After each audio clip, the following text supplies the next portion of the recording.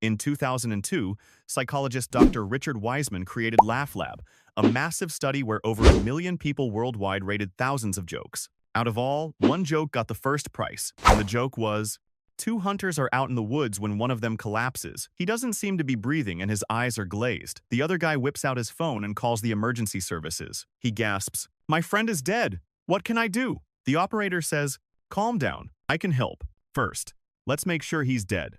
There is a silence. Then a shot is heard. Back on the phone, the guy says, "Okay, now what?" Don't worry if you didn't get a laugh on that one. It's fine. But you would never want your joke to flop because it hurts so much. Like there is always that one friend who gets everyone laughing effortlessly. But on the other hand, you are unable to produce humor, thinking that you are not funny enough to make anybody laugh, or if you have a joke in your mind, you refuse to deliver it because you think you will appear as a stupid person if the joke didn't go well. But let me tell you, humor is a supernatural ability. Not everyone can adapt. Nah, just kidding. Making the right jokes at the right time is not in someone's DNA. It is a skill that can be learned easily. My name is Alivo, and I am your communication master and socializing expert.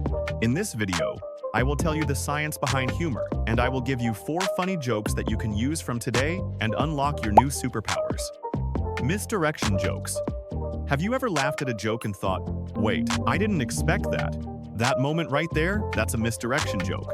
Misdirection jokes are a wonderful way to make people laugh and to recognize yourself as a funny individual. You just need to give your listeners a sudden shock. A misdirection joke works by leading your listeners in one direction and then suddenly leading them to an unexpected twist, giving them a sudden surprise. Let me give you an example. I have bought a book on self-discipline. I'll start reading it tomorrow. In this example, first you have given a genuine statement about buying a book on self-discipline. People now expect you to say something serious, like how good the book was, or something else, but you gave them a surprise by saying, "I'll start reading it tomorrow." In the same way, I'm not bad at making decisions. I just enjoy exploring all the wrong options first. Now let's look at a real-life example of a misdirection joke, where Kevin Hart, who is a short-heighted person, asks Dwayne Johnson to guess his height. Watch how Johnson rocks his answer with a misdirection joke. Hey, is this the legit answer because I know it, or is this, do I with you on this? Which one? I think you should go for what you know. Well, I'll go for what I know. Yes. Legit answer, legit, because I know you're my best friend. 4'2". That's Right? That's legit. You can use this joke anytime when people expect a serious answer from you, but you mislead them by saying something funny. Make sure you don't use this joke in formal conversations. Otherwise, your boss will fire you and will make you a joke for the whole company. The next joke is something which comedians love to do very often. Exaggerated joke. Exaggerating too much is one of the oldest and strongest forms of humor. It works when you take something small, normal, and relatable, and then blow it up to a level that is obviously impossible. The audience must instantly know, this is not true, and that's why it's funny.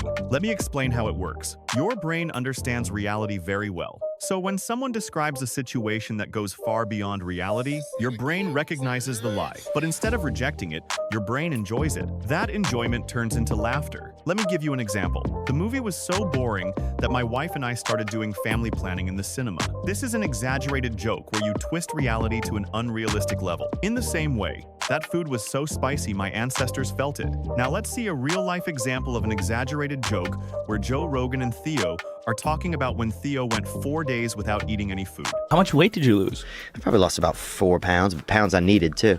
You know? Wow. But I got clear, man. I could hear, swear to God, y'all could hear somebody fold a piece of bread from 80 feet away, bro. I was so hungry, dude. I could hear a skittle hit the cement. There are 3 steps to exaggerating too much correctly. First, start grounded. Begin with something everyone experiences, like being tired, feeling awkward, using the phone too much. Second, jump past reality. Don't slowly exaggerate. Jump straight to nonsense. Third, say it calmly. The crazier the exaggeration, the calmer your voice should be. If you act excited, you ruin the illusion. The next joke is a great way to force everyone to show their teeth. Self-deprecating jokes. Self-deprecating jokes are jokes where you make yourself the punchline, but in a playful, confident way, not a sad one. This is important. Self-deprecating humor is not self-hate. It's self-awareness. When you joke about yourself, you're silently telling people, "I'm comfortable with who I am." and that confidence is what makes it funny. Here's how it works psychologically. Most people are afraid of being judged. So when someone openly jokes about their own flaws, it lowers everyone else's guard. People think, if this person can laugh at themselves, I don't need to judge them. That feeling turns into comfort, and comfort turns into laughter. For example, I started reading a very serious book. Turns out it was the terms and conditions. Notice what's happening. You admit a flaw, but you twist it into something light and clever. That twist is the joke. Here is another one for you. I love laziness so much that I think we are in a committed relationship. Here is a real-life example of Shah Rukh Khan using a self-deprecating joke in an interview with Jeff Bezos. I was talking to him backstage, and he's one of the most humble people I've ever met. It's only because my last few films haven't done well. You see how self-deprecating jokes can not only make people laugh but also make you more confident and attractive. But make sure to avoid making jokes about your insecurities, because if other people double down on your joke, you may get hurt. The next joke is the most simple and effective joke that can almost work for you every time. The three-step joke. The three-step joke is one of the most reliable joke structures in comedy. It's simple, predictable for the brain, and powerful because it uses pattern breaking. Here's the basic idea. You say three things. The first two are normal, serious, or believable. The third one breaks the pattern. That break is the joke. Let me explain what's happening in the brain. When people hear a list, their brain automatically looks for a pattern. After the first point, the brain relaxes. After the second point, the brain locks in the pattern and thinks, okay, I know where this is going. And then the third point betrays that expectation. That betrayal creates surprise. Surprise creates laughter. Here is a quick example. To live a good life, you need discipline, consistency, and the ability to avoid scam calls. Here, avoiding scam calls is the twist that makes this joke laughable. Now, let me show you a real-life example where Ryan Reynolds had to guess what's inside the basket with his hands. Oh, that is surprisingly lovely. That's fudge. Okay, this is I can't. It feels sticky and sad. This is my childhood. My childhood is in this.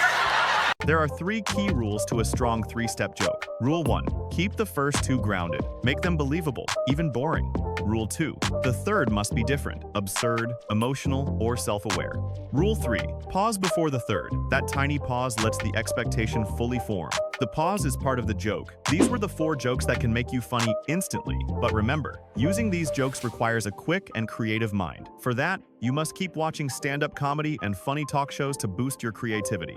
You must analyze how a comedian delivers a joke, where they take pauses, when they deliver the punchline, how to add the unexpected twist, and how to make facial expressions. When you combine all these traits and practice them day after day, you will naturally adapt the habit of producing humor in daily life. This was it. My name is Alivo, and I am your communication master and socializing expert. I hope this video helped you.